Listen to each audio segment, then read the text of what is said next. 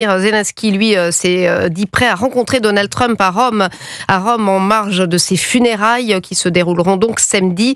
Et même si le sens du timing, c'est vrai, peut laisser un petit peu perplexe, eh bien une séquence importante pourrait bien se jouer dans les négociations sur la guerre en Ukraine, alors que Washington met un coup de pression à Kiev et à Moscou. Alexis de la Ferré-Cher, bonsoir. Bonsoir. Washington met donc un coup de pression avec ce soir des dernières déclarations de Donald Trump. Oui, Donald Trump vient de hausser le ton. Les retrouvailles à Rome s'annoncent très tendues car le président américain vient de charger à nouveau le président ukrainien.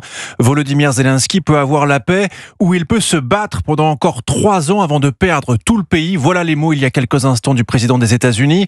Et un peu plus tôt, c'est J.D. Vance, le vice-président américain qui est monté au créneau, qui a fait monter la pression sur les épaules de Kiev et Moscou.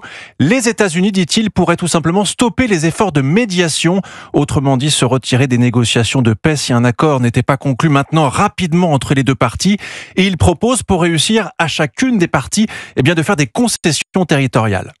Maintenant, bien sûr, cela signifie que les Ukrainiens et les Russes devront tous deux abandonner une partie du territoire qu'ils possèdent actuellement. Il va falloir qu'il y ait des échanges territoriaux, alors je ne dirai pas les lignes exactes, mais nous voulons que les meurtres cessent. Et la seule façon d'arrêter vraiment le massacre est que les armées déposent toutes les deux leurs armes pour geler la situation et pour construire une Russie et une Ukraine meilleures. Le vice-président américain a aussi évoqué la possibilité de geler les lignes de front à un niveau proche de ce qu'elles sont aujourd'hui. C'est ce que réclamait Vladimir Poutine.